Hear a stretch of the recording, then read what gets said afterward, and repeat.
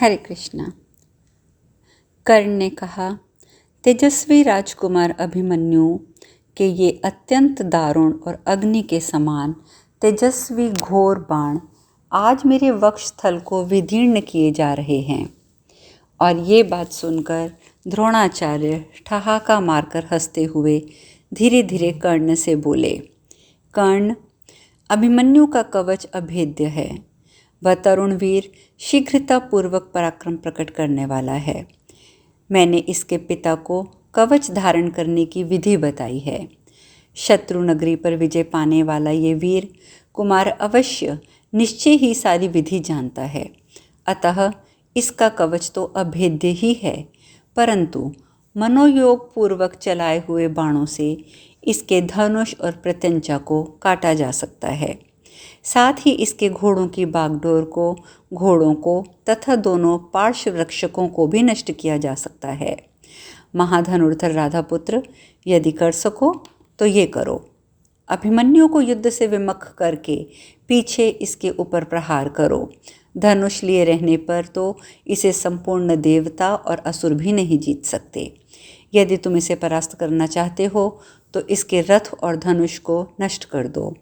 आचार्य की बात सुनकर विकर्तन पुत्र कर्ण ने बड़ी उतावली के साथ अपने बाणों द्वारा शीघ्रतापूर्वक हाथ चलाते हुए अस्त्रों का प्रयोग करने वाले अभिमन्यु का धनुष काट दिया।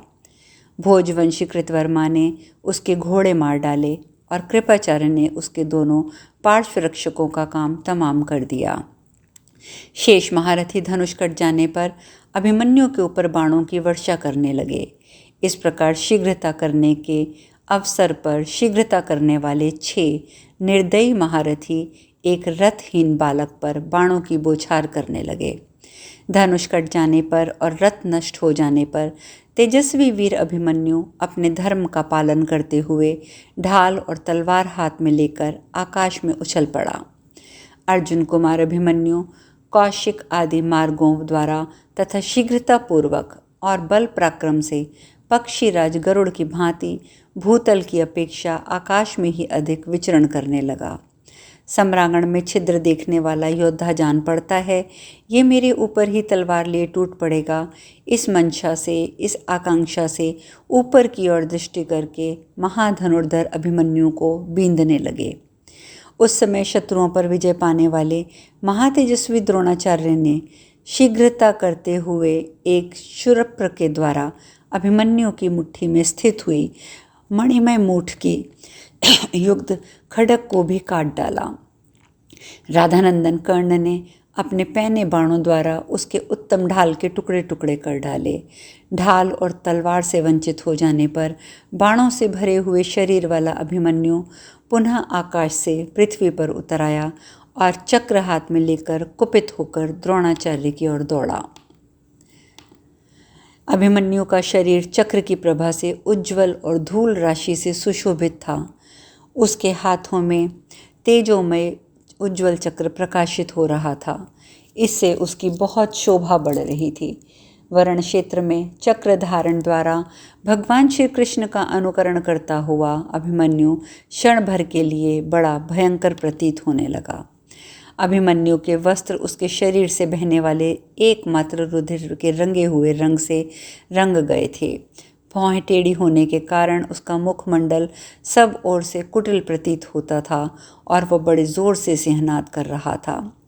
ऐसी अवस्था में प्रभावशाली अनंत बलवान अभिमन्यु उस रण क्षेत्र में पूर्वोक्त नरेशों के बीच में खड़ा होकर अत्यंत प्रकाशित हो रहा था। इस प्रकार श्री महाभारत पर्व द्रोण पर्व के अंतर्गत अभिमन्यु वध पर्व में अभिमन्यु को रथ विहीन कर देने से संबंध रखने वाला 48वां अध्याय पूर्ण हुआ। संजय जी आगे कहते हैं, राजन, भगवान श्री कृष्ण की बहन सुभद्रा को आनंदित करने वाला तथा श्री कृष्ण के ही समान चक्र रूपी आयुध से सुशोभित होने वाला अतिरथी वीर अभिमन्यु उस युद्ध स्थल में दूसरे श्री कृष्ण के समान प्रकाशित हो रहा था। हवा उसके केशांत भाग को हिला रही थी। उसने अपने हाथ में चक्र नामक उत्तम आयुध धारण कर रखा था।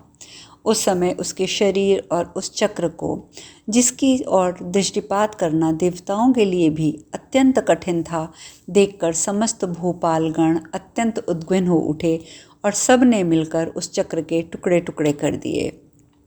तब महारथी अभिमन्यु ने एक गदा हाथ में ले ली। शत्रुओं ने उसे धनुष, रथ, खड्ग और चक्र से भी वंचित कर दिया था, इसलिए गदा हाथ में लिए अभिमन्यु ने अश्वत्थामा पर धावा किया। प्रज्वलित वज्र के समान उस गदा को ऊपर उठी हुई देखकर नरश्रेष्ठ अश्वत्थामा अपने रथ की बैठक से 3 पग पीछे हट गया। उस गदा से अश्वत्थामा के चारों घोड़े और दोनों पार्श्वरक्षकों को मार के बाणों की से भरे हुए शरीर वाला सुभद्रा कुमार साही के समान दिखाई देने लगा। तदंतर उसने सुबल पुत्र कलिकेय को मार गिराया और उसके पीछे चलने वाले 70 गंधारों को भी संहार कर डाला। इसके बाद 10 वसातीय रथियों को मार डाला। केकयों के 7 रथों को और 10 हाथियों को मारकर दुशासन कुमार को के घोड़ों सहित रथ को भी गदा से आघात करते हुए चूर चूर कर डाला। आर्य इससे दुशासन पुत्र कुपित होकर गदा हाथ में लेकर अभिमन्यु की ओर दौड़ा और बोला, खड़ा रह। वे दोनों वीर एक दूसरे के शत्रु थे, अतः गदा हाथ लेकर एक दूसरे को वध करने की इच्छा से परस्पर प्रहार करने लगे। ठीक उसी तरह जैसे पूर्व काल में भगवान शंकर और अंधकासुर परस्पर गदा का आघात एक दूसरे पर करते थे। शत्रुओं को संताप देने वाले ये दोनों वीर रणक्षेत्र में गदा के अग्रभाग से एक दूसरे को चोट पहुंचाकर नीचे गिराए हुए 2 इंद्रध्वजों के समान पृथ्वी पर गिर पड़े। गदा महान वेग और परिश्रम के से मोहित होकर शत्रु वीरों का नाश करने वाले के तरह कार्य करती रही, परंतु अंततः अभिमन्यु अचेत होकर पृथ्वी पर गिर पड़ा। राजन, इस प्रकार उस युद्ध स्थल में बहुत से योद्धाओं ने मिलकर एकाकी अभिमन्यु को अंततः मार डाला। जैसे हाथी कभी सरोवर को मथ डालता है, उसी प्रकार सारी सेना को शुद्ध करने वाले व्याधों के द्वारा जंगली हाथी की भांति मारा गया वीर अभिमन्यु वहाँ शोभा पा रहा था। इस प्रकार रणभूमि में गिरे हुए शूरवीर अभिमन्यु को आपके सैनिकों ने चारों ओर से घेर लिया। जैसे ग्रीष्म ऋतु के जंगल को जलाकर आग बुझ गई हो, जिस प्रकार वायु वृक्षों की शाखाओं को तोड़ फोड़ कर शांत हो गई हो, जैसे संसार को संतप्त करके सूर्य अस्ताचल को चला गया हो, जैसे चंद्रमा पर ग्रहण लग रहा हो, जैसे समुद्र सूख गया हो, उसी प्रकार समस्त कौरव सेना को संतप्त करके पूर्ण चंद्रमा के समान मुख वाला अभिमन्यु पृथ्वी पर पड़ा था। उसके सिर के बड़े बड़े बालों से उसकी आंखें ढक गई थीं। उस दशा में उसे देखकर आपके महारथी बड़ी प्रसन्नता के साथ सिंहनाद करने लगे। प्रजानाथ, आपके पुत्रों को तो बड़ा हर्ष हुआ, परंतु पांडव वीरों के नेत्रों से आंसू बहने लगे। महाराज, उस समय अंतरिक्ष में खड़े हुए प्राणी आकाश से गिरे हुए चंद्रमा के समान वीर अभिमन्यु को रणभूमि में पड़ा देखकर उच्च स्वर में आपके महारथियों की निंदा करने लगे। द्रोण और कर्ण आदि 6 कौरव महारथियों ने एक असहाय अवस्था में इस बालक को मार डाला। हमारे मत में ये धर्म नहीं है। वीर अभिमन्यु के मारे जाने पर रणभूमि में पूर्ण चंद्रमा के संयुक्त तथा नक्षत्रमाला से अलंकृत आकाश की भांति शोभा होने लगी। सुवर्णमय पंखों वाले बाणों से वहाँ की भूमि भरी हुई थी, रक्त की धारा में डूबी हुई थी।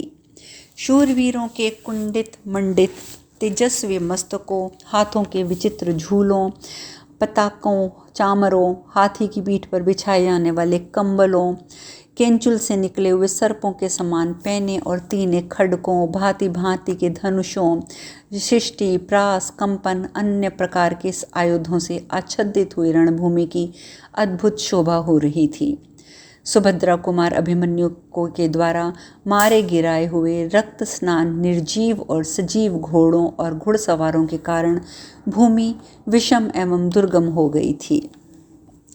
परंतु चंद्रमा और सूर्य के समान कांतिमान अभिमन्यु को पृथ्वी पर पड़ा देखकर आपके पुत्रों को फिर भी प्रसन्नता हो रही थी और पांडवों की अंतरात्मा व्यथित हो उठी। राजन, जो अभी युवावस्था को प्राप्त नहीं हुआ था, उस बालक अभिमन्यु के मारे जाने पर धर्मराज युधिष्ठिर के देखते देखते उसकी सारी सेना भागने लगी। सुभद्रा कुमार के धराशायी होने पर अपनी सेना में भगदड़ पड़ी देख अजात शत्रु युधिष्ठिर ने अपने पक्ष के उन वीरों से ये वचन कहा। यह शूरवीर अभिमन्यु जो प्राणों पर खेल गया परंतु युद्ध में पीठ न दिखा सका, निश्चय ही स्वर्गलोक में गया है। तुम सब लोग धैर्य धारण करो, भयभीत ना हो। हम लोग रणक्षेत्र में शत्रुओं को अवश्य जीतेंगे। महातेजस्वी और परम कांतिमान योद्धाओं में श्रेष्ठ धर्मराज युधिष्ठिर ने अपने दुखी सैनिकों को ऐसा कह के उनके दुख का निवारण करने का प्रयास किया। युद्ध में विषधर सर्प के समान भयंकर शत्रु रूप राजकुमारों को पहले मारकर पीछे से अर्जुन कुमार अभिमन्यु स्वयं स्वर्गलोक को चला गया। 10,000 रथियों, महारथी, कौशल नरेश, वृहद्वल को मारकर और श्री कृष्ण और अर्जुन के समान पराक्रमी अभिमन्यु निश्चय ही इंद्रलोक में गया है। रथ, घोड़े, पैदल, हाथियों का सहस्त्रों की संख्या में संहार करके वह युद्ध से तृप्त नहीं हुआ था। पुण्य कर्म करने के कारण अभिमन्यु शोक के योग्य नहीं है। वह पुण्यात्माओं के पुण्यरोपर्जित सनातन लोकों में जा पहुंचा है। इस प्रकार श्री महाभारत द्रोण पर्व के अंतर्गत अभिमन्यु वध पर्व में अभिमन्यु वध विषयक 49वां अध्याय पूर्ण हुआ। संजय जी आगे कहते हैं, राजन, हम लोग शत्रुओं का प्रमुख वीर का वध करके उसके बाणों से पीड़ित हो संध्या के समय शिविर में विश्राम के लिए चले आए। उस समय हम लोगों के शरीर रक्त से भीग गए थे। महाराज, हम और शत्रु पक्ष के लोग युद्ध स्थल को देखते हुए धीरे धीरे वहां से हट गए। पांडव दल के लोग अत्यंत शोकग्रस्त हो अचेत हो रहे थे। उस समय जब सूर्य अस्ताचल में पहुंचकर ढल रहे थे, कमल निर्मित मुकुट के समान जान पड़ते थे। दिन और रात्रि की संधि रूपी व अद्भुत संध्या सियारिनों के बल भयंकर शब्दों से अमंगलकारी प्रतीत हो रही थी। सूर्यदेव श्रेष्ठ तलवार, शक्ति, सृष्टि, वरुथ, ढाल, आभूषणों की प्रभा को छीनते तथा आकाश और पृथ्वी को समान अवस्था में लाते हुए अपने प्रिय शरीर अग्नि में प्रवेश कर रहे थे।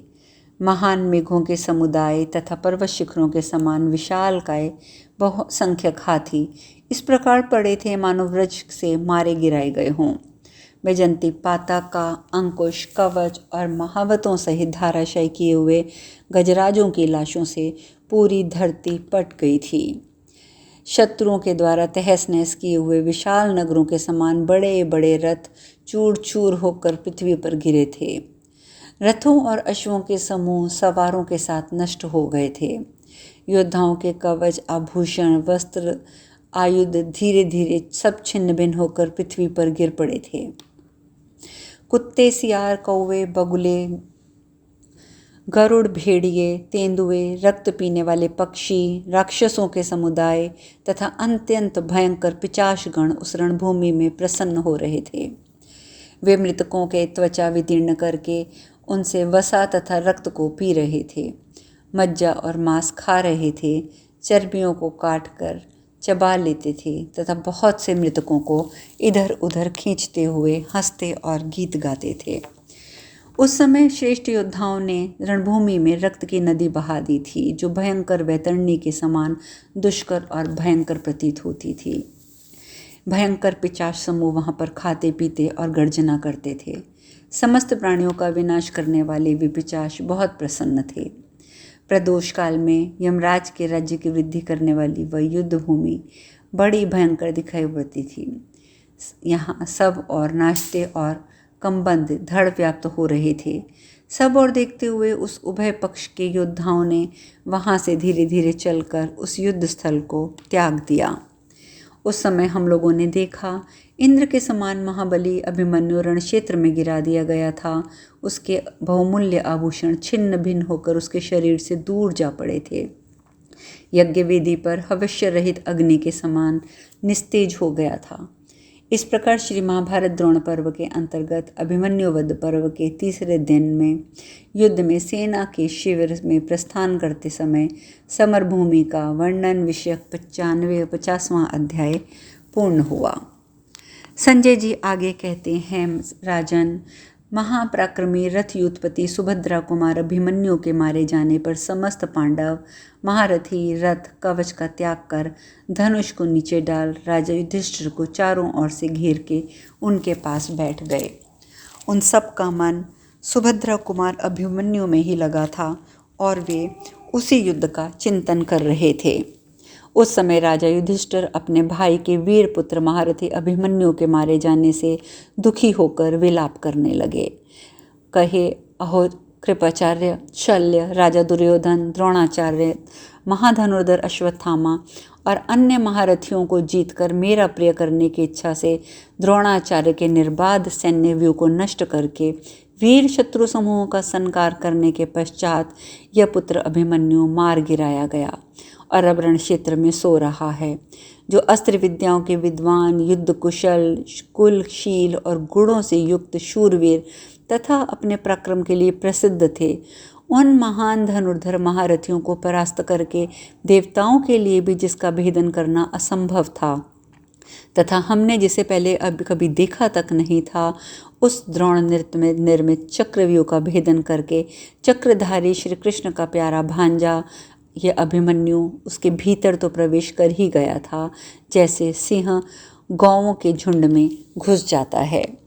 उसने रण क्षेत्र के प्रमुख शत्रुवीरों का वध किया था, अद्भुत रणक्रीड़ा की थी।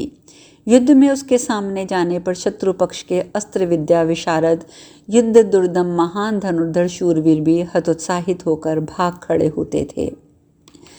सुभद्रा कुमार अभिमन्यु के मार दिए जाने पर अब मैं कुंती कुमार अर्जुन की ओर आंख उठाकर कैसे देख सकूंगा, अथवा अपने प्रिय पुत्र को अब नहीं देख पाने वाले महाभागा सुभद्रा के सामने मैं कैसे जाऊंगा। हाय, हम लोग भगवान श्री कृष्ण और अर्जुन दोनों के सामने किस प्रकार ये अनर्थपूर्ण, असंगत और अनुचित वृत्तांत का वर्णन कर सकेंगे। मैंने ही अपने प्रिय करने की इच्छा से, विजय की अभिलाषा से सुभद्रा, श्री कृष्ण और अर्जुन का ये अप्रिय कार्य कर दिया है। अब शेष कथा कल।